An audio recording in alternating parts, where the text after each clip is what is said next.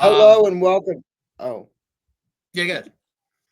hello and welcome to season one, episode 16, and we'll be discussing about the biggest trade NBA history. But I'm here with my co-host Frank Aranio. I'm Jackie Blanowitz. This trade sends Luka Doncic, one of the superstars in the NBA, to Los Angeles, and Anthony Davis, one of the big superstars also in the NBA, to Dallas. And in the same span of 24 hours, De'Aaron Fox gets traded from Sacramento, the team he's been on his whole entire career, in a multi-team trade that sends him to San Antonio to play with Wembanyama. My first question, my first question is on the surface, who do you think won the Dallas Mavericks trade with Luka going to LA? Jack, I'm going to give an outside the box answer. The NBA won because you just said that it's the biggest trade in the history of the NBA. So everybody's talking about it. Obviously, diehard NBA fans, diehard basketball fans, but even casual basketball fans, or even people that aren't basketball fans that, are sports fans, but not much in the NBA. I don't think there's too many people who don't know that this trade happened. So I'm going to give that outside the box answer that the NBA won. And I mean, what a shock it was, right? I mean, I read it Sunday morning. You found out about it Saturday night, but I go to bed early. So I Saturday. found out Sunday morning. It was early Sunday morning, and I woke up, checked my phone, went to the Fox Sports app. I was like, whoa, Well, that was one of the huh? trades where like you didn't believe. So my friend told me, "Oh, look, Luca to LA." I'm like, "This is great. Like this didn't happen." And then yeah, I see the ESPN thing, and I see it's confirmed. And then you ask other people who are a little bit older who don't really go on social media, they don't believe it. So it's like that type of trade where no one really believes that it happened, but it did. And that is the that's the thing that the NBA wins in this is that their ratings, especially getting Luka Doncic in Los Angeles, that boosts their ratings right there. Yeah, the That's what, NBA wins. yes, That's a great point by you. It's not only the buzz right now, it's that Luka goes to the Los Angeles Lakers. I mean, the two marquee franchises in the NBA are the Los Angeles Lakers and the Boston Celtics historically. So well, you asked, I would say about if he went to a big market, even if it was the Knicks or something, they don't need to be like well, Knicks would be huge too. Yeah. the yeah. It's if it's a big market. Now the NBA wins with this. I think so Well, it's a because huge win for the NBA. And then I think the Lakers won the trade. I mean, you get Luka. He's younger than Anthony Davis. I'm assuming the Lakers are going to lock up Luka and he's going to be with them for a long time. Like yeah. you're not trading for him and it being a short term thing. So on surface, to me, the Lakers won it. But I'm going to throw it to you, the NBA guru, the NBA expert, to really break this down and give us your take. So take the floor, Jack, and then I'll chime in once you get rolling. See, I never really wanted Luca to get traded because I'm not the biggest fan of him, but I'm gonna throw that bias out of the way. I don't like how he complains to officials, but that's not basketball. That's not. So when I talk about it, is that the Lakers got their player that they're gonna put next to LeBron, and look, 80 as great as he is, he can put up 40 and 20 when healthy, 40 points, 20 rebounds, of course, when he's healthy. But again, he's 31 years old. And then when LeBron retires, it's about to be 34, 35. You would rather have a 30-year-old lead your franchise and a guy that probably will pry more free agents to LA. I know LA is a big market, but you're gonna have to get free agents there. And Luka Doncic does a great job of when LeBron retires of somebody you can look to go there. Why do you want to go there? Is because of Luka Doncic. Players on the Dallas Mavericks are hurt because they like to play with Luka Doncic. That's why you're going to have players to play with him. That is why the Lakers won, because it's going to help them for now, of course. Luka Doncic is a superstar. Pair him next to LeBron. Still more moves to be made, but that's going to win you now. But also in the future, when you have Luka leading your team, that gets more free agents. That opens up more trades. So it's a good player to lock up long term. Way better than Anthony Davis. And the Lakers, the rich keep getting richer, in my opinion. With the Lakers getting each year or each few years getting their superstar. The rich keep getting richer, and they go ahead and get their superstar. Can you give the explanation of why the Mavericks did this? So What was their thinking behind it? I think There's a lot out there about this, but why do you ultimately think that Mavericks thought this was the best move for them? They probably think Anthony Davis is a more win now type player, but I don't believe that. But that is their explanation of we're gonna win now.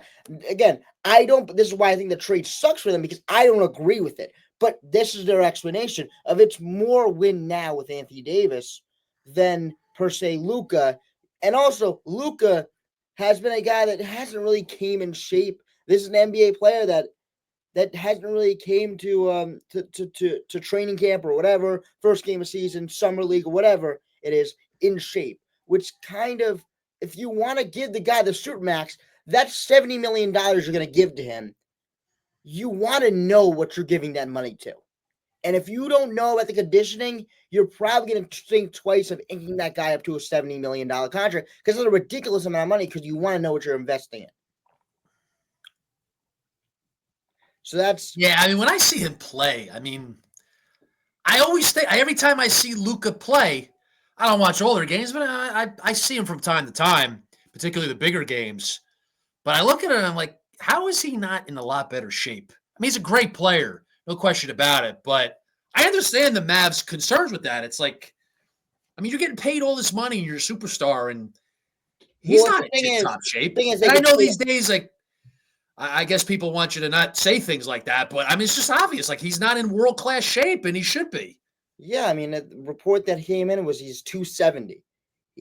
Which, again, it could blow up because it depends what the 270 is. It's not – how tall is he? 6'7". I mean, 6'7", 270, and it depends on what the weight is. Like, he's not nearly in the shape he should be for the player he is, the responsibility he has, the money he makes. Yeah, because you're going to get the ball I get that concern. I get it. I'm not saying it's a reason to trade him. I mean, he is phenomenal. But I don't know. I don't know if there's work ethic issues there. But, it is, to me, troublesome that he's not in world-class shape. Well, again, I mean, all these guys should be. Yeah. Also, another reason is he got exposed in the playoffs. His lack of defense got exposed. Absolutely picked apart, exposed, and demolished. His lack of defense and lack thereof, the Celtics picked him apart, and that's something that the Mavericks looked at, and especially with the team that said they care about defense, and Jason Kidd's a defensive coach, they're going to make those type of hard decisions, especially the guy is such a negative defensively. I mean, you look at the Knicks and Jalen Brunson, he tries. Think about Luka Doncic, he doesn't try at all. Would you want him on the Knicks, hypothetically?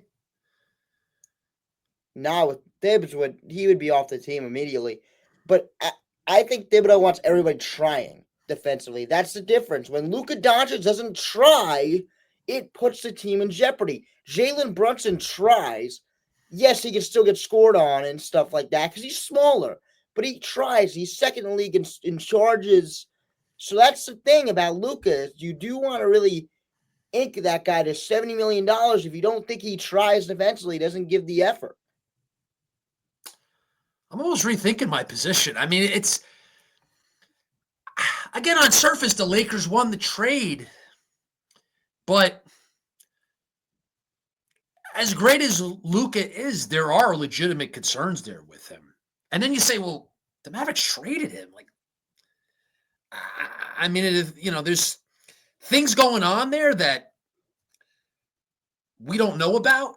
I know there's reports out there. You could see his defense, but what was going on there behind the scenes? And I mean, they had to get fed up with him. Like, the trade a player like him. I don't know if you heard the Mavericks approach the Lakers, which kind of gets me more. It kind of gives me more suspicion of what it could be, because the Mavericks wanted him out of there. Yeah, he didn't want to get out there. That's a different thing. A lot of players at his stature, they approached the Lakers. So I mean, they were pretty adamant on getting Anthony Davis. Also, I mean, they wanted him because they could have announced the name of Luka Doncic is on the trade market, and the amount of picks and assets they could have gotten players is insane. but they wanted to go to the Lakers, which doesn't make any sense to me. I'm not going to back off and say the Lakers didn't win the trade because sometimes, like, you can overthink things. So we're here to analyze it, and there's so many different aspects of it, and it's a fascinating trade to talk about. You said earlier it's the biggest trade in the history of the NBA. But I also think, sometimes, or a lot of times, like, okay, just look at it. Player for player. Yeah, just look at it on surface. Keep it simple. And if you do that, then the Lakers won the trade. But then there is value in picking apart and looking at the different aspects here. And with my approach to sports and the things I don't like about modern sports, I like what the Mavericks did. I'm not saying they won the trade, but I like what they did because they said, you know what? This guy's a superstar, but he plays poor defense. He doesn't give max effort. He's not in world-class shape. I don't know what else is going on there. But the Mavs are like, you know what? He's not buying into the program. He's not doing what we want. So we're going to move him. I mean, they didn't just come to this decision in a rash decision overnight. Like, this is something that builds up. So, like, I kind of like what they did. And then from a rooting interest, like, I hope the Mavericks win the trade. Because to me, the Lakers, and you know a lot more about the teams than I do, but to me, the Lakers, like, knowing JJ Redick, can't stand him. I've said that before. But his whole thing, former Luka Doncic teammate. NBA is all about math. Sports is about math. Math works. Like, the guy's a robot. He doesn't consider human factors. He doesn't believe in, guys not giving. I heard him with the NBA Finals last year being interviewed, and it's like he thinks everybody gives a max effort because he was on a radio show and the hosts were questioning the effort of guys. Like, do you have any concerns about certain guys with their giving a max effort? He goes, look, this is the NBA Finals. Everybody gives max effort. But I don't think that's true. I think there's guys that give more effort and are more invested than other guys. It's just human nature. But JJ Redick and people like him, the analytics people, it's just they don't believe in that stuff. So everything is an equation. So I think the Lakers, their mindset's probably, well, we'll take Luka Doncic. Like, of course we're going to take him. Like, it makes sense. And we'll make the math work and we'll fit him into our system and it'll be great. So I don't, if JJ Redick is calling the shots or has a big input there, knowing how he thinks, it's just, we'll take Luka. It's the analytics thing to do. But I think the Mavericks are saying, wait a minute, like, guy doesn't play defense. He doesn't give max effort all the time. He's not in world-class shape, not even close. Whatever else is going on there, we're getting him out of here. So I kind of like what they did. And as a fan, I'm rooting for them to win the trade. I mean, I don't like the Lakers to begin with. I don't like Redick. I'm not the biggest LeBron fan, to be honest with you. I was obviously one of the greatest players of all time. But I'm not a Laker fan. Never liked the Lakers, honestly. So I'm rooting. I always really root against them. So I hope the Mavs win the trade. And I like to me, this is not an analytics trade for them. I mean, they got the older player, but, like, you know what? We want to win now. We're bringing in Anthony Davis. He's a superstar. He fits better what we're looking to do. Goodbye, Luka. So, hey, good for them. I do think it's. I'll still say the Lakers won the trade, though. It's tough for me to say they didn't. But, man, I hope it turns out the Mavericks won the trade. Well, yeah, I think it's my opinion. I don't think it's a lot of JJ Redick. I think it was more of the Rob Pelinka realizing what you have with LeBron and how many years he has. Because that's a critical view that a GM kind of takes and looks at is how many years do I have out of this guy, and could I get another successor to him? In other words, could I give him a successor? And I don't feel like AD would be the best successor. I mean, it's always great to say that you'd be the guy to step up, but again, at the end of the day, he'd be 30, 35, and that's really not what the Lakers want to do. Well, it seems, as we talk about this more, Jack, it seems to make sense for both teams. And I know there's probably plenty of people out there that are being really critical of the Mavericks. Is that fair to say? I mean, what's the buzz the fans are? I mean, if you lose your face to franchise for the last 5 years, you would be mad. It's like it's like if any team trade their star player, it's like if But the Giannis Mavericks left are a the very Bucks. good franchise. I mean, they've been a very good, very solid franchise for a long time now. So like they know what they're doing. It's not one of these franchises, you name a poor franchise that it's like, what are you doing? Like the Mavericks know what they're doing. So they're taking a lot of heat now, but I understand what they did. Like I want to say that it makes sense for both teams. I think the Well, Lakers won it, but I the more I think about it, I think it makes sense for both of them. I think that this was a lot of what the Mavericks kind of envisioned around Jason Kidd of him being a defensive coach, of you getting those defense players. I mean, remember when the Knicks went out and they got OG, they got Mikal because they had that defensive coach. They want to mix and match with that. So But don't you love that as a basketball fan? Like it's like, okay, we want defense. With NBA, there's not much defense anymore. I know the guys are prolific 3-point shooters and the amazing talent on offense, and it's tough to stop. I get that. But I just love that a team, a franchise wants to prioritize defense. That's what I love about the current Knicks, and it makes them very enjoyable. Is they have a coach, they have a system, a culture that prioritizes defense. I love that. I want to root for that. I mean, I root for the Knicks. I'm a Knicks fan, but I want to root for the Mavericks to succeed here. I think the game needs more balance. It's gone way too much in the direction of offense, and all the sports have. So I like it, and this is a team that went to the NBA Finals last year, and I'm like, you know what? It's not enough, and they feel that this makes sense for them to make a run now. And I mean, to me, they clearly got fed up with Luka to trade a guy like that. So I mean, hey, it's a bold move, and everybody was shocked by it, and the Mavs are taking a lot of heat, but I understand what they did, and I understand what the Lakers did. But that's how like trades. There's trades where one team wins it big. A team got look at fleeced. that, But and we'll ultimately, look at that trades, like later. you have to get something. You have to give something to get something. So this trade could ultimately work out for both sides. It's not that there are trades again, like where one side wins, one side loses. But there's plenty of trades in sports where it works out for both sides. So honestly, I'm going to say that ultimately this trade is going to work out for both of them.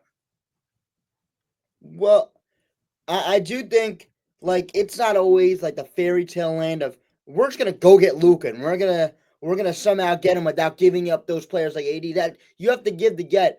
But yeah, I mean, can I talk a little bit about the Mavericks long term?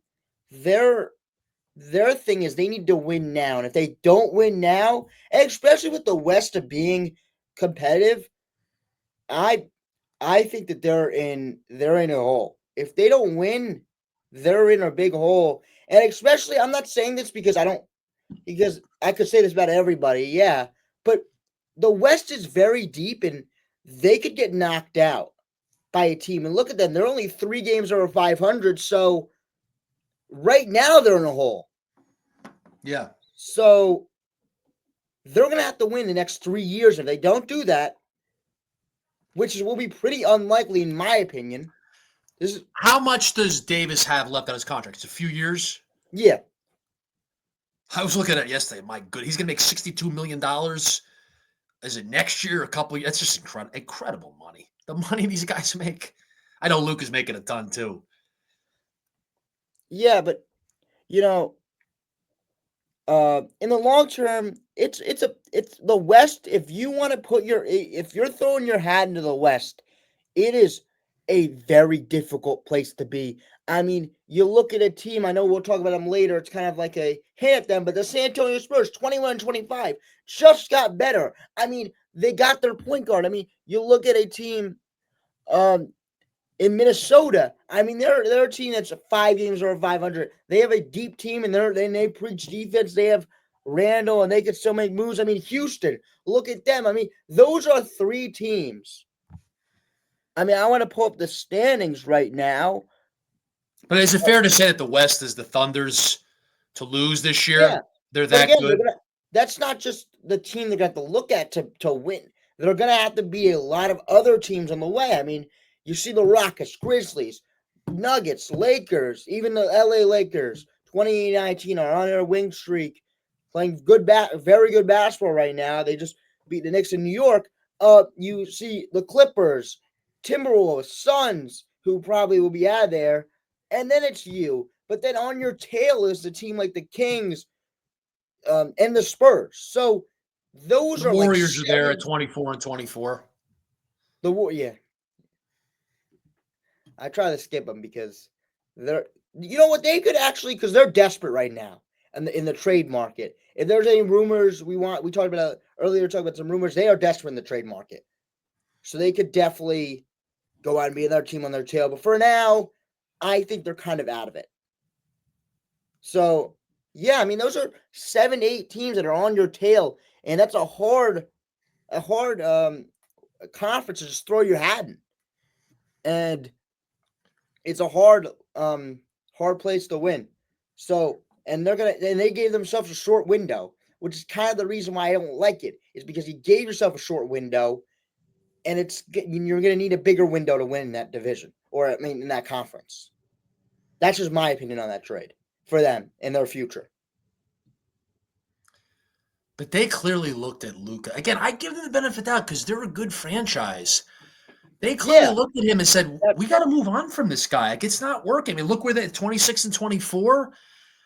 The well, he more was I think this, injured. it's like the Mavs.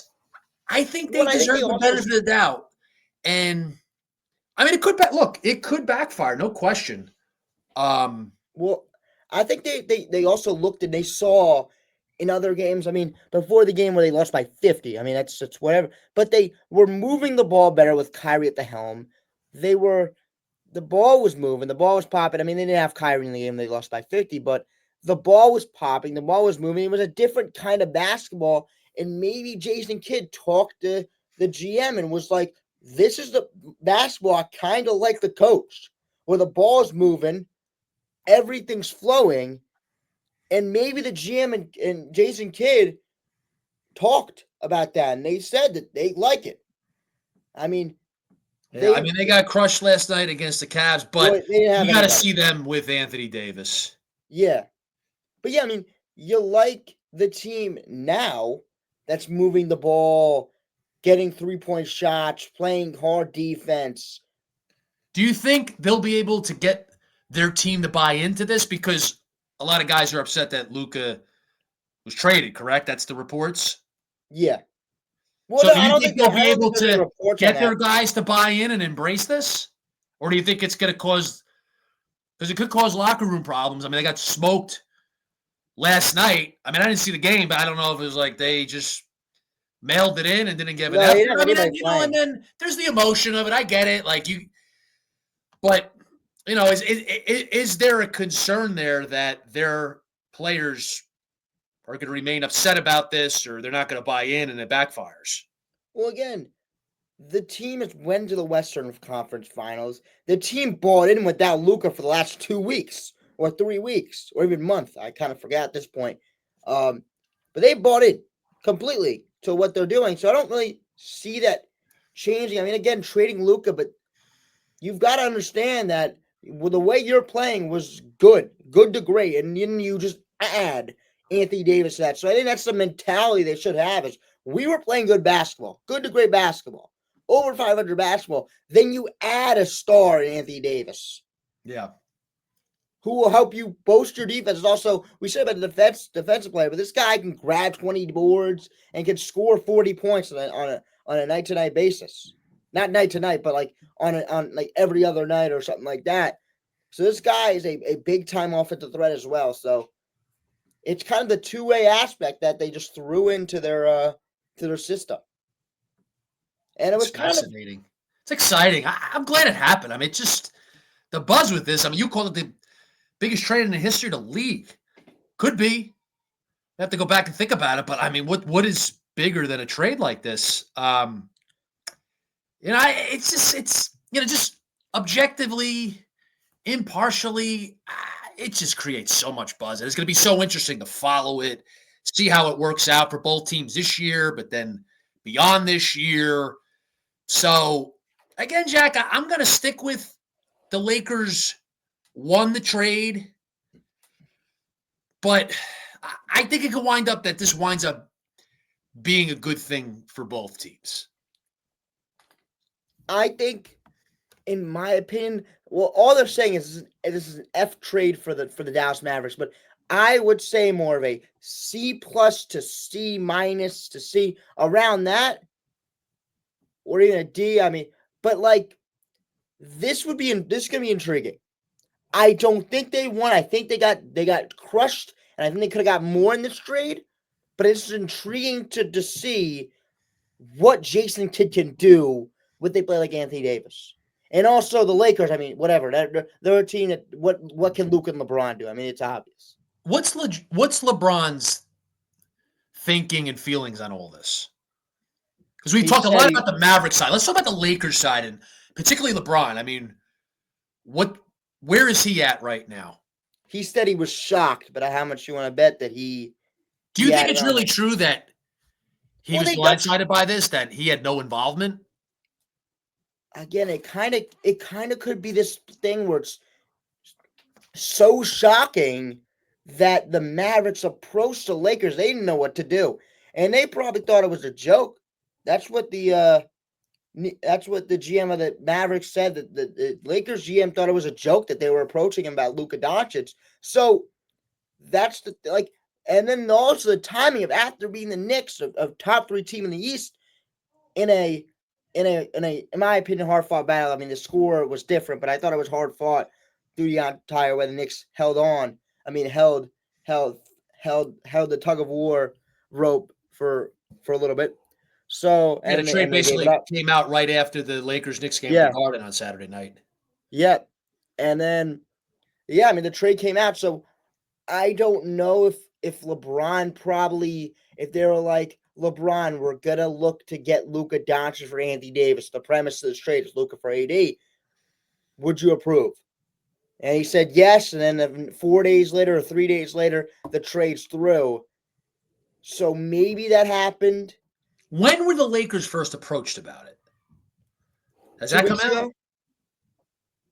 Like 2 weeks ago, during like a coffee, during like a. It was that long ago. Okay. Yeah, and like. So it was 2 weeks ago. I mean, I saw a report that LeBron knew nothing about it. I mean, I don't know if anything's come out since to refute that, but that sounds like there's no way. They're not going to consult LeBron about it? I don't know why they wouldn't. But look, I mean, everyone's stunned. I do think this was one of those trades where the Mavericks were extra careful of not leaking it, or the Mavericks and Lakers were extra careful of not leaking it, the GMs. That could be the case too. Because it's a big, big trade that, I mean, probably could have got finalized right after the game. So I heard yesterday that it's possible a rift developed between LeBron and Anthony Davis. Have you read anything on that? Do you think that's possible? He said, well, whatever. I mean, the source is him, so he could have lied, but whatever. I mean, he said that like this is a lying report. This isn't true, which I don't understand why they would ever have a rift, because the guy won a championship with him. And again, the injuries stink, but at the end, he made the final goal, and at the end, you want him for the playoffs. So I don't really think that LeBron James is that kind of annoyed about the in-season injuries and that stuff. But I think he is honestly a little bit annoyed. I mean, it's great to, I mean, whatever. It's kind of like a thing where like we love you, AD, but there's Luka Doncic on the other side, and we can get him. So we love you, AD. Pack your bags, and just something like that, because this was no like ill will toward any players. I mean, look, the Lakers just had they just had an offer they couldn't refuse, basically, and it involved AD. So that's the AD was just like in crossfire. This thing. Is it possible that LeBron was approached and he said he didn't want to do it because he wanted to keep Anthony Davis. And then the Lakers said, well, we're going ahead with it. There would be definitely, I don't know. Like there would be definitely more rumors about that. LeBron would definitely, I know it's crazy now. LeBron would want out. I think that's the thing. Little rumblings of that, him wanting out. I mean, they shut that down pretty quickly because that's what I don't think happened. Honestly, either he didn't know anything and he's like, fine. I mean, you can't really make me mad. We just traded for a top 5 player in the league. You can't, I mean, I'm not trying to do rankings here, but about top 5 players in the league. So you can't really make me mad with that type deal. Or maybe he was just approached Luka for AD, would you sign off? And he said yes. And then, so it's just those two things. Because again, this trade was kind of a big win on the surface for the Lakers of getting Luka Doncic in the building. So that is kind of like, we don't really need to console him at this point. Yeah, and I mean, he's 40 years old. I mean, like, he's incredible. I mean, I can see him playing a few more years. I mean, the guy's just, he's unbelievable. I mean, he's one of the best of all time. Some people say he is the best of all time. I mean, that's, certainly a debate that's prevalent when it comes to the NBA. So I mean, he could go play a few more years. I mean, he's still playing at a really high level. But the Lakers got to, they got to think of their future. And he signed through next year, I believe. He signed a 2-year contract in the offseason. Luka? LeBron James. Oh, yeah. Yeah, he signed a 2-year deal. Yeah, so, look, the Lakers got to do what's best long term. I mean, LeBron is 40, and he signed through next year. So, I mean, you don't know how much longer he's going to be there. So, it could be one of these things where the Lakers say, look, LeBron, I mean, we got to do what we think is best long term. Luka's 25 years old. We could have him here for 15 years, 10, 15 years. So we got to do this.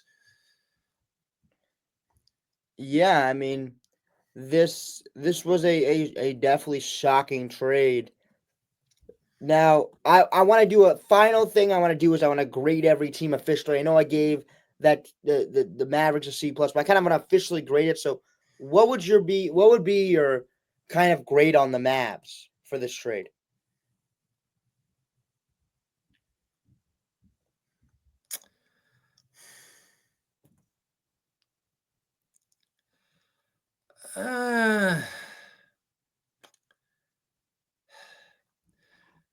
The more we discussed it and the more I thought it through, the more I like it. And I got to be fair about it. Like, I like, as I said before, how defense, being in world-class shape, those sort of things were a factor here. Really seem to be a factor. That's the reports out there. It seems to make sense that those are things that factored into the Mavs decision. So I like that. I don't know if I could really factor it into the grade. But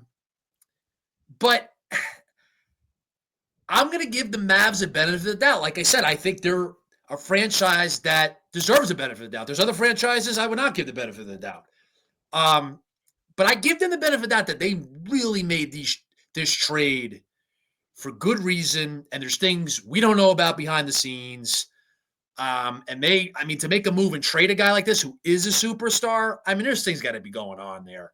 So there's clearly a lot of risk on the Mavs side. I think there's definitely more risk involved for them than the Lakers. I mean, the Lakers, it's on surface, again, it's, hey, you get Luka, he's 25. He's younger than Anthony Davis by, I think, 6 years.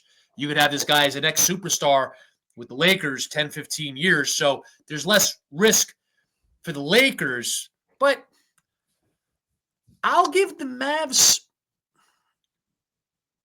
a B minus.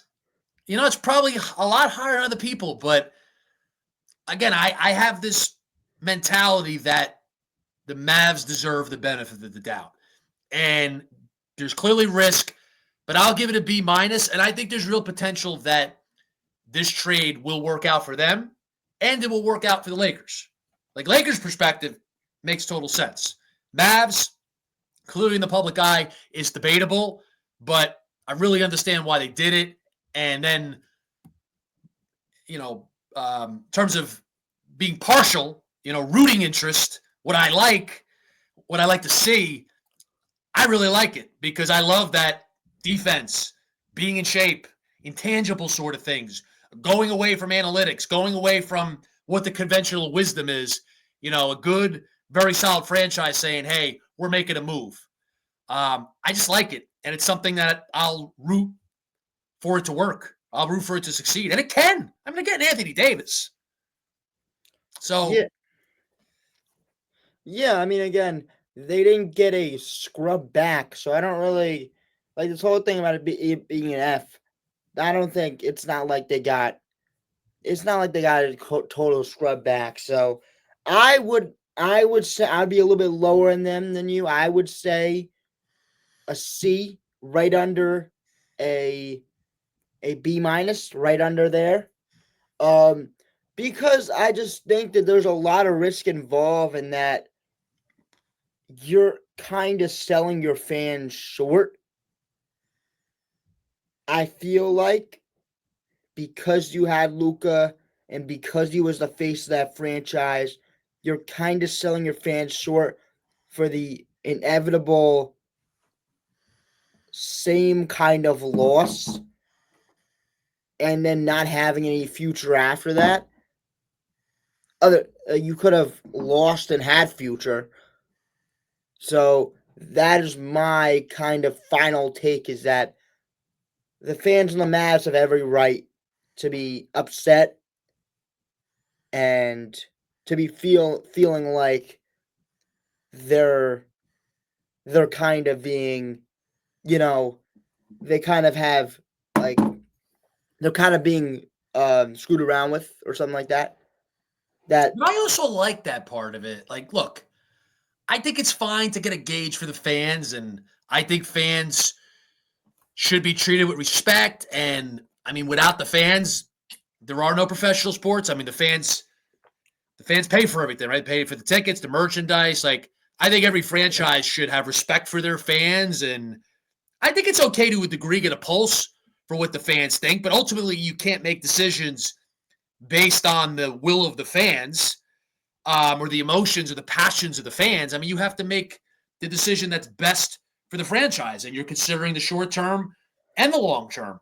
So I just like it. I like how it's against the grain. And, I mean, how many times have there been decisions made where people really rejected at first and down the road it becomes something that worked out? And there's no guarantee of it. There's definitely risk here. But I just got to think that there's really something there with Luka. For them to move on from him, again, I've said it like probably 6 or 7 times. I give the Mavericks the benefit of the doubt, and I do that with trades, signings, personnel moves, franchises that deserve the benefit of the doubt. Not that I won't criticize them, but I think that factors in. Like I'm crossing sports with the Jets. I'm never going to give the Jets the benefit of the doubt. Like, they just don't deserve it. Not that every decision they make is poor. Like, with the Jets, they just hired Aaron Glenn. Hired a new GM. Like, Aaron Glenn, that hiring, like, good hiring. I would have preferred an experienced coach in terms of being a head coach, but I mean, he's as experienced as it gets without ever being a head coach. My point is, like with the Jets, I'm not giving that franchise the benefit of the doubt. They do not deserve it. So I'm going to be a lot more skeptical about moves and decisions they make than I am about good franchises. So the Mavericks, to me, it's a very solid, good franchise. Doesn't mean that this doesn't backfire on them, but I really get what they did. And my thing about the fans is that I was going to say, okay, they feel like they weren't respected, but again, there's some things the fans do not know. I know they pay for everything, but there's things in house that they probably don't know. They probably don't know what their best player is consuming on a daily basis. It's not a democracy. I mean, look, again, the fans should be respected, and there should be outreach to fans. And yeah, you kind of, I mean, you get a pulse for where the fans are at, but you ultimately don't make decisions based on the passions and the emotions of fans. You gotta think things through and have a philosophy. You want to consider all the factors, and then make the decision that you think is best for the franchise. Well, all the GMs got to think is that winning is what the fans like. And if your goal is going to win, Yeah, your fans fans want are to going to win, but have they also heart. get attached to players. Yeah. And it could distort fans' thinking where, they love a player and they think that player is best for the prospects of the team winning. But, if you take the emotion out of it, then, there's times where you change your thinking and say, I love this player, but it's actually best for the franchise to part ways with this player. I mean, look, there's a legitimate case to keep Luka for the Mavericks. Obviously there is. But, I really get what they did. And again, I'm going to be rooting for it. I'd like to see something like that succeed. I don't think it will this year because it really looks like the Thunder are going to run away with the West and get to the NBA Finals, and it's going to be tough in the West for everybody. But they got a window here. It's not just this year. There's a window a few years with Anthony Davis, and then you don't know what's going to come down the road. I mean, it's you look long term, but we can't predict what the landscape's going to look like in 1, 2, or 3 years. And then the Lakers side, yeah, it makes sense, but we got to see how this is going to work. How's this going to be put together? Where's LeBron at with this? Luka brings a lot of upside, and he is a superstar, but what's his defensive struggles going to mean for the Lakers? How's it going to impact the Lakers? How are they And the going to Lakers fit. get I this think thing to work? I mean, it's no biggest thing guarantee is on the their Lakers fit. side that it's going to work. I mean, the defense, you have Austin Reeves, which I really like him as a player. You have him and Luka. Those are two. I mean, Austin Reeves cares defensively. That's the thing. Like, they give effort. But, again, you're having two non-defense players in your backcourt. And, like, you're kind of – so the guy that was guarding Jalen Brunson, Max Christie, I mean, he's a role player. He left. So where is your defender here? That's why I don't think the Lakers are done. Where's your rim protector? That's the center position is wide open. Let me ask you this hypothetical. Say the Knicks traded for Luka. I mean, it would depend. It would depend who they moved to get him. But say they got Luka. Would that put the Knicks over the top in the East? For them, yes. If you get Luka Doncic, you get yourself a no doubt superstar. That puts New York over the hump. Who would the Knicks have to trade? Say the Mavericks had Luka and they traded to the Knicks. Who would the Knicks have to part ways with in order to get Luka? Probably both of their wings, OG and Mikal Bridges. And then so losing those guys, getting Luka, you're confident? No, I mean more like picks, OG, Mikal, and picks, but you don't have any. But you know what I mean? OG, Mikal, Mitchell Robinson, Deuce like, those players for Luka, and I would do that if it's anybody but Cat and Jalen Brunson. I'm saying yes. I know I don't like the fit. I obviously don't like the fit because I look at basketball in a different way than most people or some people do. I look at basketball like, what's the fit here? So that's the thing there. But at this moment, I don't care. That's got to be the mentality. I don't care because you're going to get yourself a bona fide superstar that gets you over the hump. And you'll figure out the rest. I don't know. Because, again, this is a superstar-driven league, as you said. So, the superstars of – because the Knicks have a superstar in Jalen Brunson. Those are the players that get you to the playoffs. Not everybody wins. That's the thing. Like, Jalen Brunson didn't win a championship. Hasn't won a championship. Yes, no, it's only one team wins a championship every single year. But those players give you shots of winning a championship. Yeah. So that's why I would do it. There's a bit more parity in the NBA now, but it still is a superstar-driven league. And again, if you can get Kevin Durant for cheaper, I mean, I don't like him at all. I really don't like him, but if you can get him for cheap, I don't either. I would do it. I mean, mean, going to the Warriors was the biggest, just like garbage move ever. I mean, let's not rehash that. But after he did that, it's like, come on, dude. Yeah, it makes sense. Jordan, Magic, Bird would have never done something like that. But that's another conversation. I'm with you. I'm not a fan of him either. I'm not a fan, but again, if they can find them, if they can definitely. I mean, with the league, the way it's moving, the way superstar players are getting moved, the Knicks could get in. I know it's hard for them because they don't have any picks, they don't have any captures. But again, is this your final product? Like, this could not be the final product. Well, let's segue to talking about the Knicks with this trade deadline. I mean, what do you want to see? What are the rumors out there? What do they need to do? So give us an assessment of the Knicks right now and where they're at. And again, like what you want to see happen and what the rumors are. Just, give us something on that. Well, I think the trade deadline for the New York Knicks all revolves around Mitchell Robinson's health. If he's healthy, you can move him. But if he's not, there's not going to be a lot of teams that want to take on him. I mean, again, we talk about Lakers and what they want and what they kind of need, or not even want at the end of the day. They need a center. So they could make a swing on Mitch because they're calling a lot of people about center. So they're going to target Mitch. And if you can get players like a wing or a wing in a little bit of worse of a center,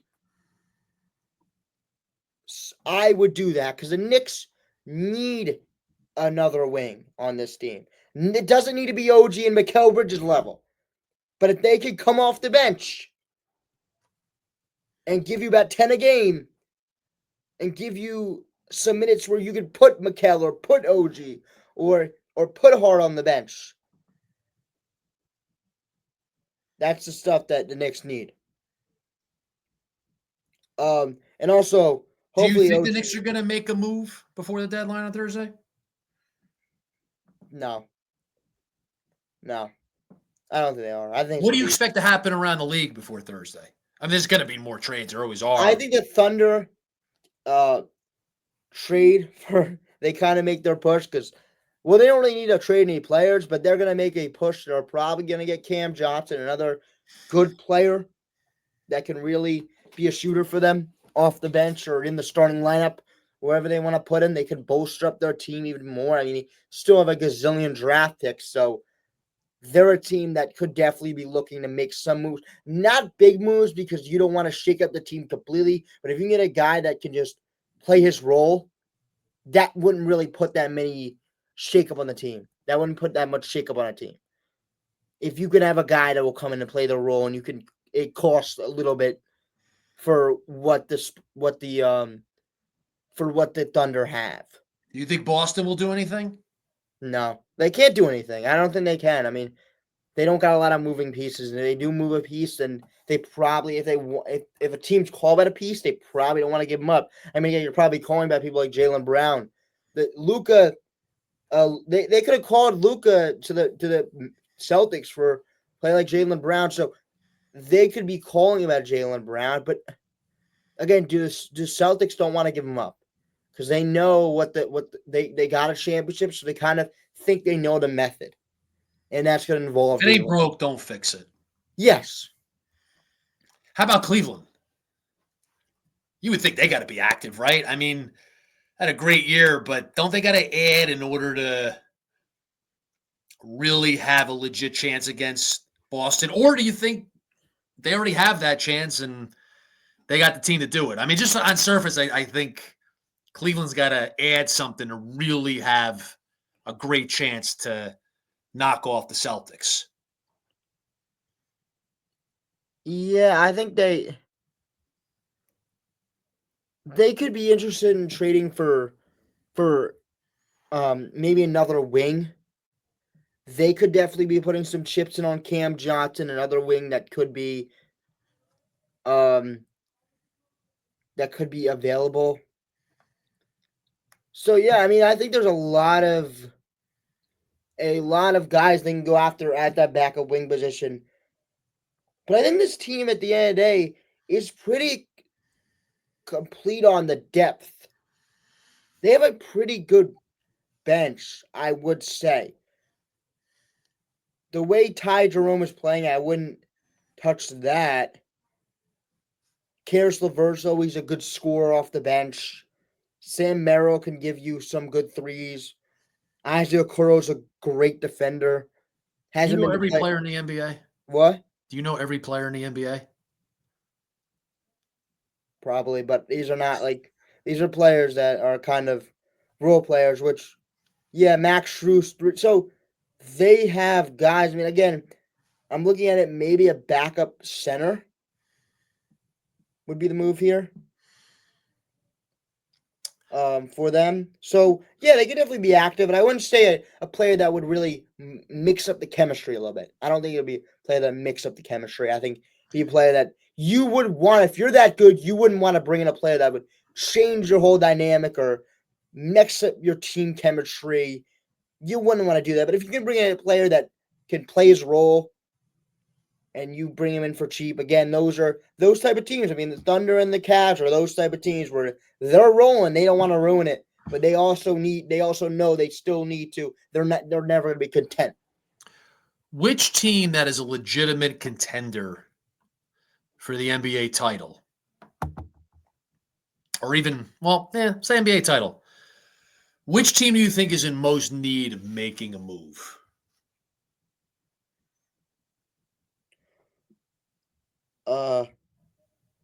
I would say, well, they can't make a move, but I would say the New York Knicks.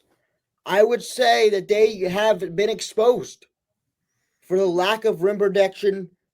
I mean, again, you bring Mitchell Robinson back, that changed, but the lack of bench production, just that type of the inconsistent. I'm not going to say lack of it because they don't consistently bring bad, but they're just inconsistent on the way they play. So that is that's a thing. A backup wing, so you don't have to play Josh Hart like the whole game.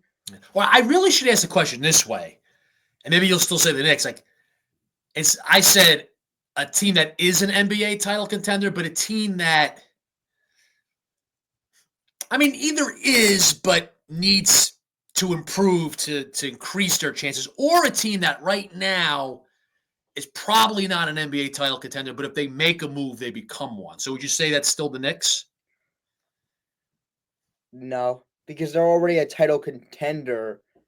So I would say the Rockets here. I mean, if they get themselves that kind of number one option scorer, I don't know if it's going to be available. But again, that could be the move they could make. So do you think the current Knicks team can knock off both the Celtics and the Thunder? And for the Knicks, well, as the seeding stands right now, you got to say, can they knock off Boston, Cleveland, and Oklahoma City? I mean, does this current Knicks team have that in them? Probably not all three. I would say the two East teams they have a chance at. OKC's in a chair of their own. So then the Knicks really a title contender? Well, yeah, because Cleveland is. And I don't think Cleveland's going to go anywhere. The Celtics, and Well, I mean, it's again, Cleveland really. I mean, I know Cleveland, whatever they are, 40-9. well, title contenders, I would say, would be more than one. Again, I think it's like a thing where, like, if they won the championship, you wouldn't be surprised. Like, I don't think outsiders would be surprised if this Knicks team won. This Knicks team as a top is loaded at the top five. So, play like. Well, it's not like the Knicks don't have a 0% chance of winning the NBA title, but it's a low percentage chance. So they're a contender, but for them to be a bigger contender, they need to improve their roster. I would say that Cleveland's the same thing, despite their record. But they could be. I think they're going to be a little bit more content because they get that one seed. So yeah, they have more of a chance than the Knicks. They're not locked up to the one seed, but you know what I mean. Like they get that 1 or 2 seed, and they're gonna. So the Knicks are the 3 seed. That's kind of the crossfire there. You could get knocked off, and also the top 1 and 2 teams are coming for you. So that's kind of like the the Knicks are not going to be the 1 seed. Like that's not happening. So we talked about this either last week or a couple weeks ago, where I think it'd be better if the Celtics catch and leapfrog the Cavs, and the Cavs are the 2. So the Knicks would get the Cavs in the second round instead of the Celtics. Yeah. But that very well may not happen, which hurts the Knicks. I mean, you don't want to play Boston in the second round. The more you're speaking, the more you're talking, is the more I feel like the Knicks make a move. The more you're persuading me to think the Knicks make a move because of they definitely recognize their position right now. They have to. So I get it. They probably think they're a great team. They put together a great team, but again, you got to recognize their position. It's not the top 3 teams in the league. It's not even the top 4 or 5. So And they're probably going to have to beat. Well, they're going to, yeah, I mean, it's very, very likely they're going to have to beat Boston, Cleveland, and Oklahoma City. So unless you can do your own thing and try to leapfrog Boston by having another push. I mean, again, OG Anunoby is out. He's going to be out. So with his non-contact injury that he suffered, I mean, who knows what that could be? I mean, it's not going to be that bad. I mean, they said it was a foot sprain, which I honestly don't know because they could lie definitely, and it could be something worse. Where I'm just hoping for the best for him because they need him. If he's out for the season, I may as well just pack it up. Yeah. So, yeah, I mean, this is a team I mean, again, they could definitely jump in standings. I mean, they could have a 7-game winning streak that jumps them up. So, I'm saying the Knicks kind of do it by themselves. I mean, the Celtics have kind of been content. Like, they're probably going to take some games off. But if the Knicks really want it, and the Knicks I kind of think the seeding is going to stay the way it is right now. The Knicks are Boston's not going to below. 2. What's that? The Knicks are only 3.5 games back from Boston. I don't think Boston's going to catch Cleveland. Not that, I mean, they could, but I think you're right. Boston's going to pace themselves. It's nice to get the number 1 seed, but they could defeat Cleveland whether or not they have home court. I mean, look, I think it matters, but because Boston won the championship last year, so they went through that grind. It's a lot, right? It takes a toll. I mean, you played 4 rounds of playoffs. They won the championship. But the next year after you do that, whether you win it or like the Mavs went to the finals and lost, but they played 4 rounds. So that next year, it does take a toll. So for the Celtics, they're kind of pacing themselves, which makes sense for them. So I would say they're not going to get the 1 just because they're not going to go after it. But there's a bigger chance they'll do enough to hold off the Knicks. So I think the seeding will hold. But even if the Knicks jump the Celtics, it's still Knicks and Celtics lining up for the second round. And the Knicks would have the home court, which, I mean, you like that. But to me, the Celtics would still be the favorite in the series, even if they don't have the home court advantage. Oh, yeah, I didn't think about that. Yeah, they'd still play each other. Yeah. I do like my chances at the Garden, though. But look, no, it's really nice to have the home court. I mean, absolutely.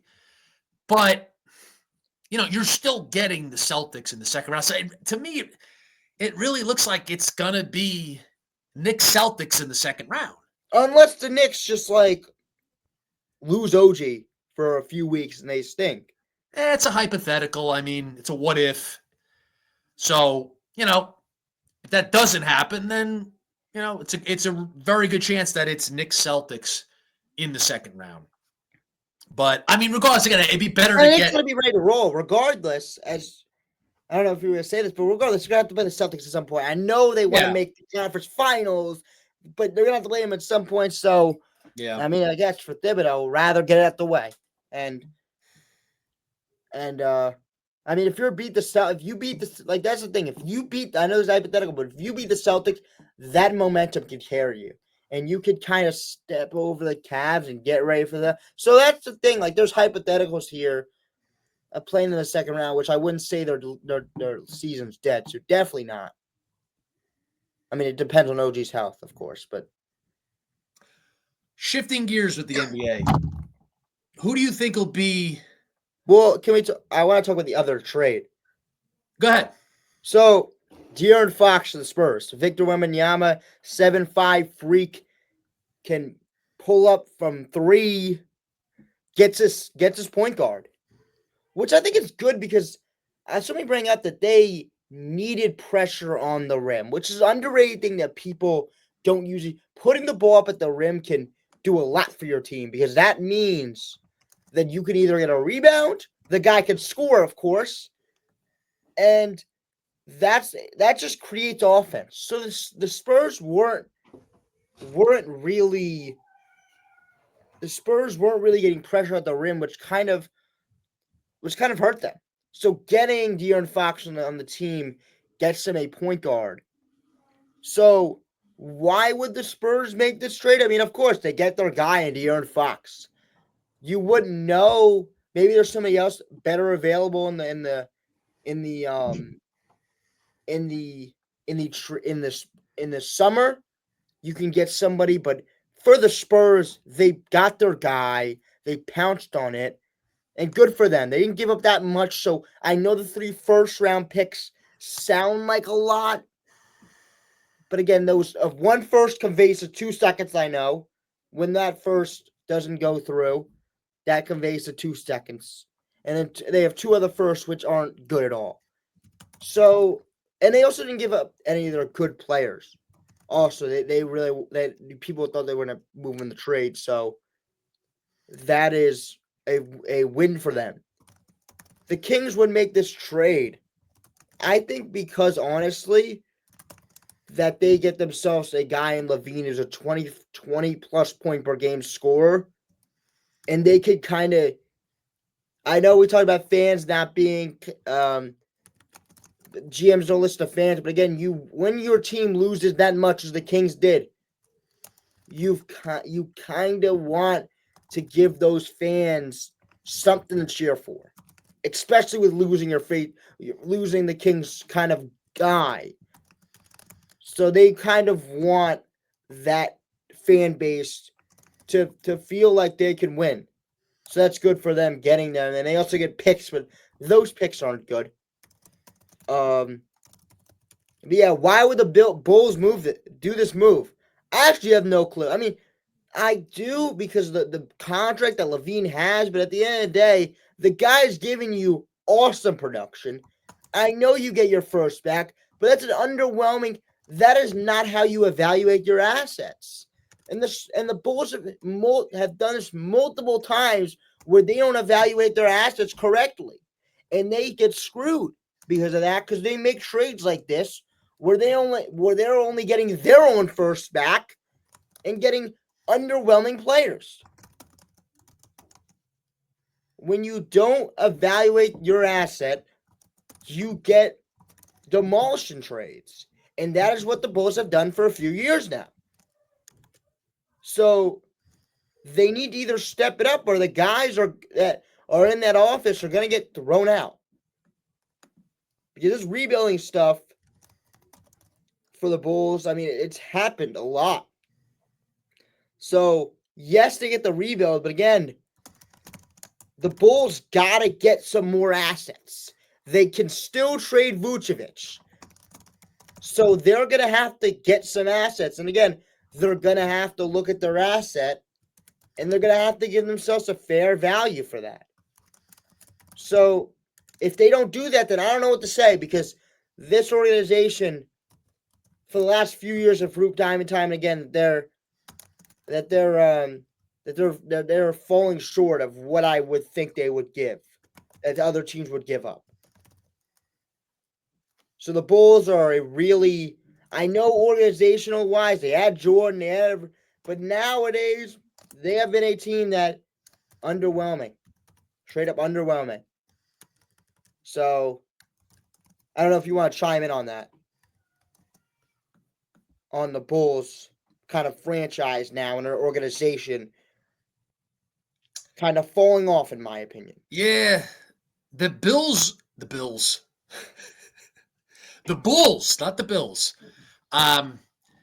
The Bulls are kind of the opposite of the Mavs. I think they don't deserve the benefit of the doubt. I mean, it's been a long time since they've been a good franchise. So I don't have too much in terms of the particular of this trade, but it feels like the Bulls are a long way off. Is that accurate to say? Yes, they're trying to. They're moving backwards. They're gonna try to move backwards so they can tank and they can get some good players on the draft. They've been stuck in the mud for a long Yes. time. Like they have not been that relevant or a legitimate title contender for a long, long time. I mean, it's just a franchise that's stuck in the mud, and you know, I mean, if you're a Bulls fan, I mean, it's rough, a rough go right now. You know, the other side for the Spurs, I mean, having Wembanyama, I don't know if I'm saying his name right because I'm bad with names now, but you know, the Spurs, you know, obviously are on the way up, and I mean, they have a mega star, and you know, they've got things going in the right direction after a rough few years. So, I mean, that became a marquee franchise. So now you got another. I mean, it's not a big market, but with all their success that they had, you know, you got a marquee franchise that's now back and ready to take off. But you know, again with the Bulls, I mean, it's kind of a shame for the NBA. It's a big market, historic franchise.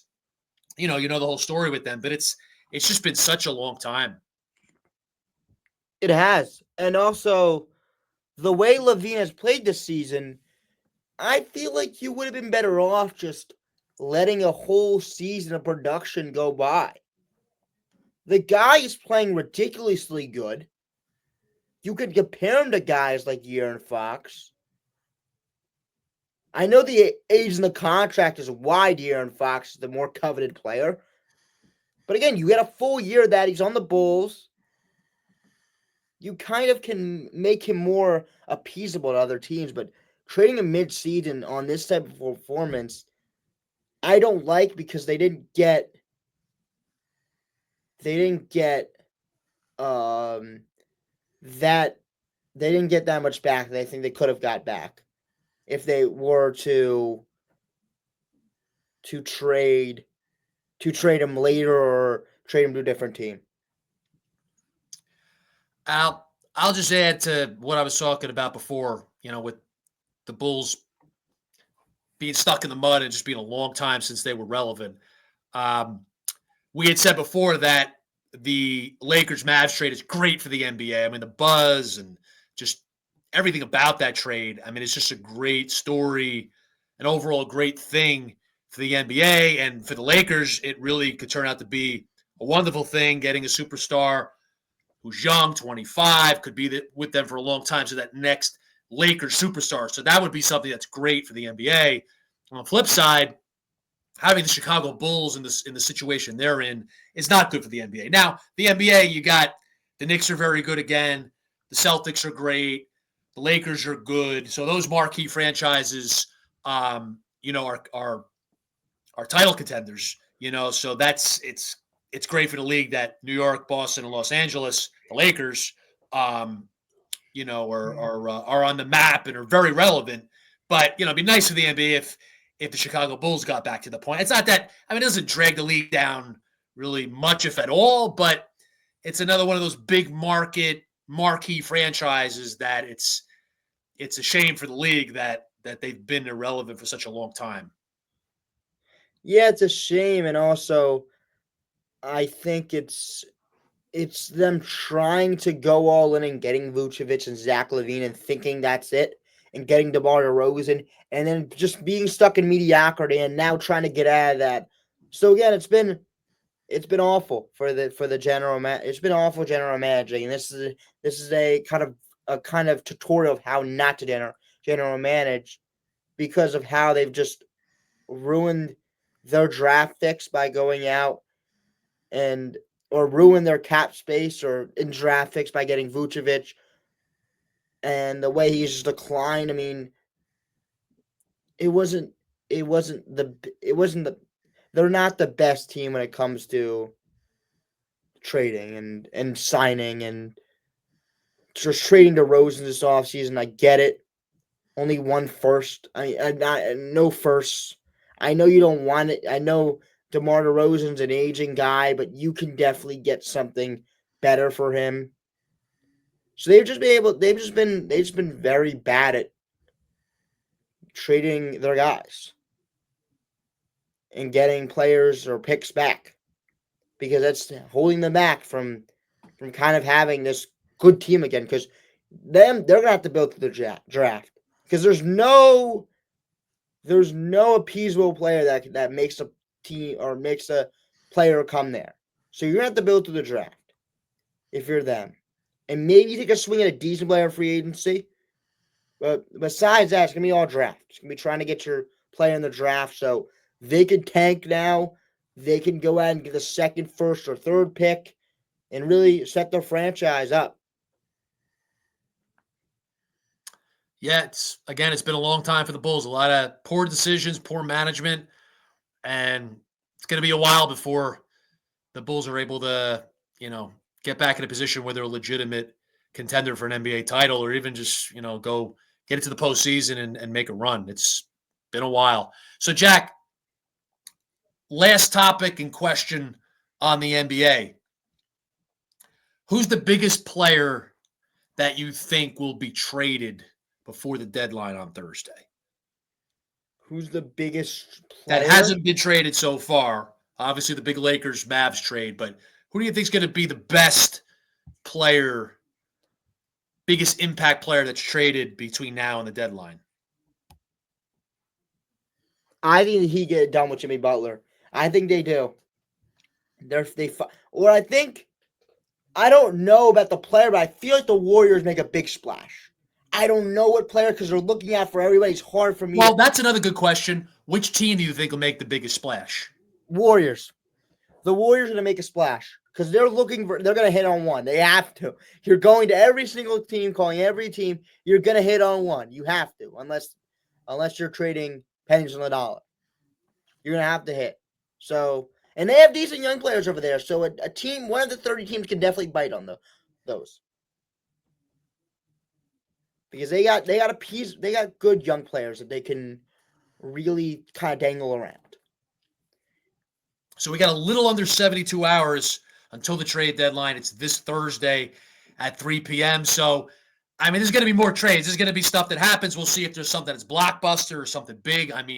We got the biggest trade of all time, like you said, with the Lakers and Mavs. So there will be plenty to continue to talk about with the NBA, in particular the trade deadline. So, Jack, our next episode, we're going to have it on Sunday. We've been doing Monday episodes pretty much for the last several weeks. We're going to have a Sunday episode. We're going to do it at 11 a.m., and it's going to be a Super Bowl preview show. So we're vast majority of the time on Sunday. We'll talk Super Bowl. We'll go into everything, all the different angles and storylines, the historic implications of this big game in New Orleans. You got the Kansas City Chiefs going for a three-peat, be the first one in the history of the Super Bowl. You got the Philadelphia Eagles back in the Super Bowl. This is a rematch of 2 years ago. So there's just so much for us to break down. Jack, we're going to be joined by Jacob Metchapor. So it'll be great to have him on the show again. And then we'll get into a little bit of the other sports. Again, mostly Super Bowl, but NBA trade deadline recap. We'll touch on some of that. Maybe sprinkle in some baseball if something happens.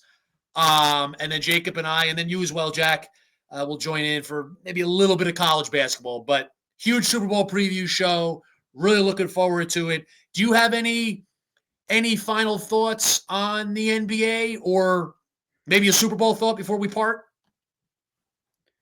I have one thought on the NBA in these next 2 days.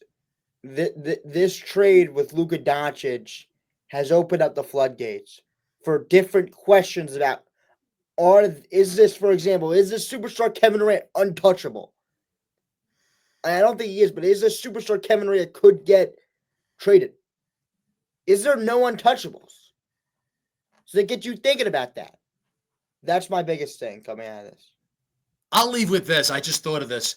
The NBA is the best when it comes to trade deadline and the offseason. It's just the best out of the four major sports in terms of the buzz and the moves, the actual moves that are made. It's always fascinating. I think the NBA offseason is even more interesting in the trade deadline. Get the draft right there. But the NBA, they're phenomenal at creating the buzz and then the actual moves that are made. So it's going to be interesting 3 days. I would think something's going to happen, something else for us to talk about, and then obviously continue to talk about the huge trade that was made with the Lakers and Mavs, Spurs, Bulls trade, and then just everything else with the NBA as we work our way to All-Star Weekend, which is coming up. So for Jack Yablonowitz, I am Frank Aranio. Thank you so much for joining us here on Jacked Up and Being Frank. We will see you Sunday for the Super Bowl preview show.